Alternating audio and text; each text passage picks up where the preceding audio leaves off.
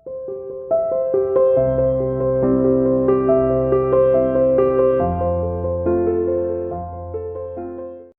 students, welcome to CR International School Online Study System. I hope all of you will be fine at home, stay safe.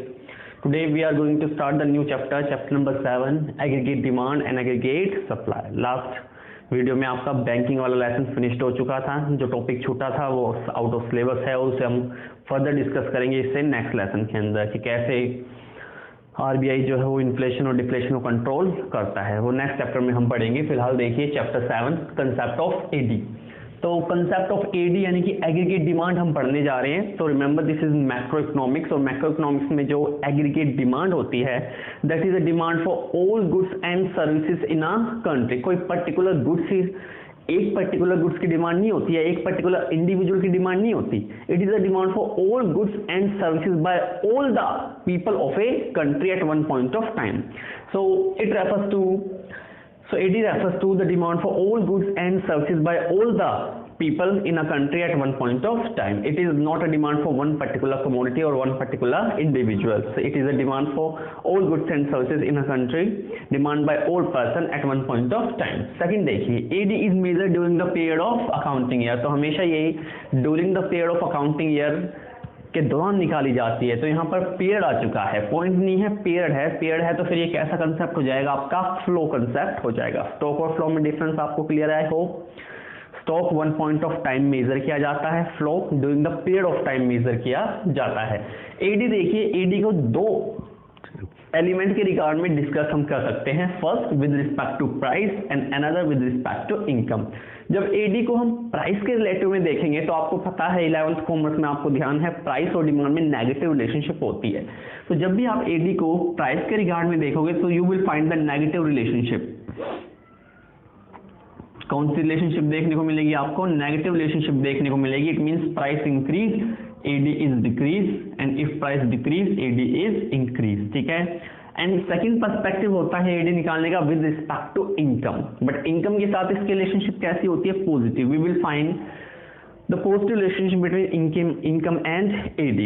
So if income is increased, AD is also increased. If income is decreased, AD is also decreased. ठीक है। तो income के साथ जो demand है या AD है उसकी पॉजिटिव रिलेशनशिप होती है, प्राइस के साथ नेगेटिव होती है। And as far as your +2 class is concern, तो +2 क्लास में आपको केवल AD को पढ़ना है इन रिलेशन टू इनकम। तो आज के बाद जब भी आप AD को पढ़ोगे तो आप AD को इनकम के रिलेशन में पढ़ोगे और आप पॉजिटिव रिलेशनशिप पाओगे। If income is increase AD is also increased. If income is decreased, AD is also decreased. You will find that relationship. आगे देखिए, AD is measured not as a sum total of physical quantity. तो AD कभी भी actual physical quantity से इसका relation नहीं होता, इसका रिलेशन हमेशा प्लान्ड एक्सपेंडिचर या प्लान्ड एडी से होता है। What people wish to consume, ठीक है, what people wish to consume यानी कि आपका प्लान्ड खर्चा कितना है, प्लान्ड एक्सपेंडिचर कितना है, what people wish to consume, wish to spend, इसके मेजर में देखा जाता है। एक्चुअल फिजिकल क्वांटिटी या sum total of physical quantity of goods demanded in economy ये नहीं होता, एक्चुअल क्वांटिटी मेजर नहीं की जाती। In fact it is not possible to do so. Actual quantity को मेजर करना एक्चुअल में पॉसिबल है ही नहीं। ठीक है कि भाई एक्चुअली कितनी क्वांटिटी प्रोडक्शन हुई है, प्रोडक्शन में बहुत सारी चीजें बर्बाद भी तो जाती है, इलीगल प्रोडक्शन भी तो होता है जिसका रिकॉर्ड ही नहीं होता हमारे पास। ठीक है, इलीगल प्रोडक्शन का रिकॉर्ड ही नहीं होता हमारे पास। तो इसीलिए actual quantity of goods and services में इसमें कभी मेजर नहीं किया जाता है, हमेशा what people wish to consume या planned expenditure in economy, planned expenditure in economy उसके रिगार्ड में एडी हमेशा मेजर की जाती है। तो ध्यान रखिएगा इस पॉइंट को कि AD is never calculated on the basis of sum total of physical quantity, in fact it is not possible to do so AD is always related to planned expenditure in the economy. What people wish to consume during the accounting year is known as AD, aggregate demand या aggregate expenditure. AD is always expressed as what people wish to spend. देखिए यहाँ पर भी आ गया next point कि AD को हम हमेशा इस रिगार्ड में देखते हैं कि what people wish to spend या what people wish to consume during the accounting year at different level of income. तो जो AD होती है वो different level of income पर मेजर की चाहते हैं भाई आपकी इनकम हाई है, यू विल स्पेंड हाई, आपकी इनकम लो है, यू विल स्पेंड लो। तो इसीलिए AD is always express as what people wish to consume, what people wish to spend और what people plan to spend at different level of income.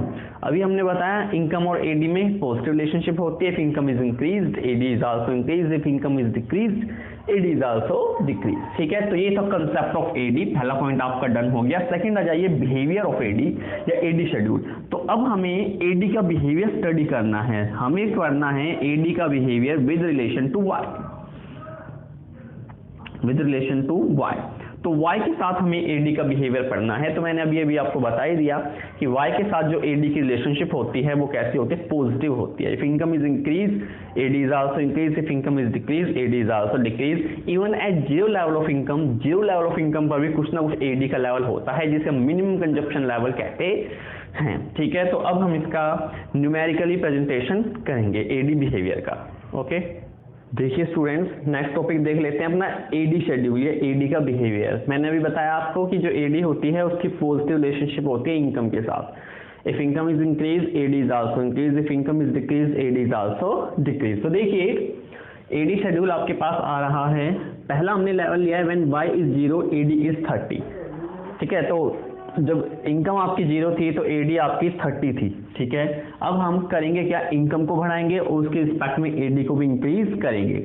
मान लीजिए income हमने increase की 20 से, हम मान लेते हैं भाई आपने एडिशनल इनकम 20 रुपए कमाई है, उस 20 में से 10 को आप खर्च करोगे, बाकी 10 को आप सेव करोगे।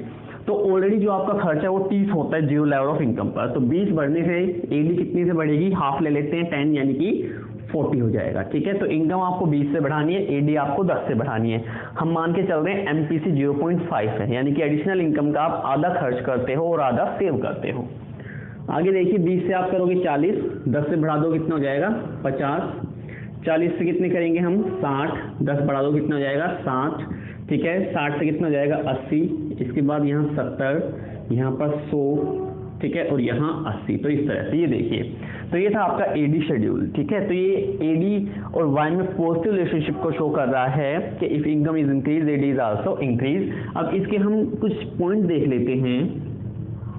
यहाँ तक देखिए, यहाँ क्या हो रहा है, y is equal to AD, y और एडी इनकम एक दूसरे के इक्वल हो गए, जिसे हम ब्रेक इवन पॉइंट भी कहते हैं। ठीक है, इस पॉइंट पर है क्या, basically y is less than AD. जो इनकम का लेवल है वो एडी से कम है, इनकम का लेवल एडी से कम है, और इस लेवल पर हो क्या गया आपका बेसिकली, ठीक है, y is more than AD. ठीक है, यानी यहाँ इनकम कम है, डिमांड ज्यादा, यानी यहाँ पर नेगेटिव सेविंग है। ये सारी की सारी क्या है, नेगेटिव सेविंग। आपने जो पास्ट सेविंग की हुई है उसे आपको खर्च करना पड़ रहा है, या फिर आप जो एडिशनल कंजप्शन, एक्स्ट्रा कंजप्शन कर रहे हैं वो आप समवेयर किसी से लोन लेकर, जिसे हम नेगेटिव सेविंग भी बोल देंगे, वो है। यहाँ पर आपकी इनकम ज्यादा हो गई है और डिमांड यानी कि खर्चा आपका कम हो चुका है, क्योंकि एडी क्या है, प्लान्ड एक्सपेंडिचर है आपका। ठीक है, तो खर्चा आपका कम क्या है, इसका मतलब after a certain point people start saving of it, लोग सेव करना शुरू कर देते हैं। तो ये पॉजिटिव सेविंग आपकी कहलाएगी, पॉजिटिव सेविंग्स आपकी कहलाएगी। तो इस तरह से ये जो एडी शेड्यूल है इसके तीन, ठीक है, 3 पार्ट में हमने इसे डिवाइड कर दिया। y is equal to AD, break even point भी इसे कहते हैं। y is less than AD यानी कि नेगेटिव सेविंग, खर्चा ज्यादा है आपका, इनकम कम है, आप पास्ट बोरोइंग से खर्चा कर रहे हो। यहाँ y मोर देन एडी हो गया, यानी अब आपने अपनी इनकम का एक पर्टिकुलर पार्ट सेव करना शुरू कर दिया। ऑब्जर्वेशन देख लेते हैं सबसे पहले, when y is equal to 0 AD is equal to 30, this is called minimum level of consumption,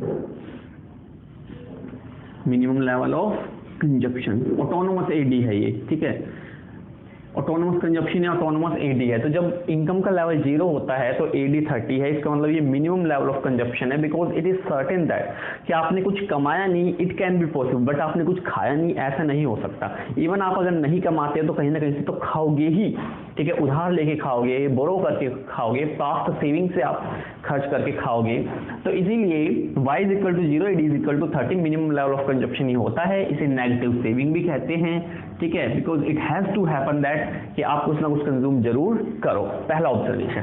second है There is a positive relationship between AD and Y. AD और Y में positive relationship है. If Y is increased, AD is also increased. If Y is decreased, AD is also decrease. तो दोनों में positive relationship है. और third observation आपके यहाँ पर आता है कि भाई after a certain level AD lags behind Y. तो कुछ एक लेवल पहुंचने के बाद, ये वाला वो लेवल है जिसके बाद जो AD है इट लैग्स बिहाइंड Y से पीछे रह जाती है, यानी कि Y become more than AD. Y AD से ज्यादा बन जाता है. तो after a certain point AD lags behind Y, which means, इसका क्या मतलब हुआ, which means people start saving a part of their income, which means people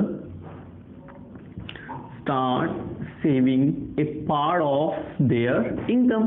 अपने इनकम का एक पर्टिकुलर हिस्सा लोगों ने सेव करना शुरू कर दिया. ये थे इसके ऑब्जर्वेशन. ठीक है, ये इसके ऑब्जर्वेशन थे. अब AD कर्व देख लेते हैं. इस AD शेड्यूल से ही आपकी AD कर्व आ जाएगी. ठीक है, एक्स एक्सेस और Y एक्सेस आपका होता है. यहाँ हम इनकम का लेवल लेते हैं भाई. ठीक है, जैसे कि ये 0 है, 20 हो गया, 40 हो गया, 60 हो गया, 80 हो गया, 100 हो गया. यहाँ हम AD का लेवल ले लेते हैं. कितने का डिफरेंस सही रहेगा आई थिंक. ठीक है, तो 10, 20, 30, 40, 50, 60, 70 एंड 80. ठीक है, आपको पता है income curve always passing from 45 degree angle line. तो ये होती है आपकी इनकम, या इसे हम एग्रीगेट सप्लाई भी कहते हैं, passing from 45 degree angle line. ठीक है, एक होता है आई इन्वेस्टमेंट का लेवल. ठीक है, वो हमेशा ऑटोनोमस होता है. मान लीजिए ये वो आई का लेवल है, आई ऑटोनोमस. ठीक है, फिर होता है सी कंजप्शन. सी प्लस आई को जोड़कर AD कर्व बनाई जाती है. तो AD देखिए 0 लेवल पर थी 30, 20 पर थी 40, ठीक है, 40 पर थी 50 और 60 पर 60 ही थी. ठीक है, तो 60 यहाँ से क्रॉस होकर जाएगी, फिर इस तरह से, फिर इस तरह से.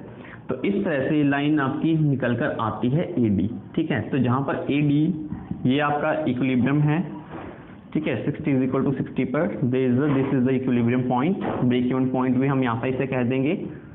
ठीक है, ब्रेक इवन पॉइंट है आपका, क्योंकि आपकी जो इनकम है वो AD के इक्वल है, इसलिए ब्रेक इवन पॉइंट आपका कहलाएगा. 45 डिग्री एंगल वाली लाइन आपकी इनकम कर्व या AS कर्व आपकी कहलाती ही है. यहाँ पर भी सेम वही ऑब्जर्वेशन आपको लेने के भाई 0 लेवल ऑफ इनकम पर 30 AD है. ठीक है, ये फर्स्ट ऑब्जर्वेशन है आपका कि even when Y is equal to 0 AD is equal to 30. तो AD बेटे ओरिजिन से ऊपर से स्टार्ट होती है, क्योंकि 0 लेवल इनकम पर भी हम कुछ ना कुछ कंजप्शन तो डेफिनेटली ही करते हैं. ठीक है, अब देखा हमने कि Y और AD में पॉजिटिव रिलेशनशिप है. Y is increase, AD is also increase. ठीक है, इस पॉइंट से पहले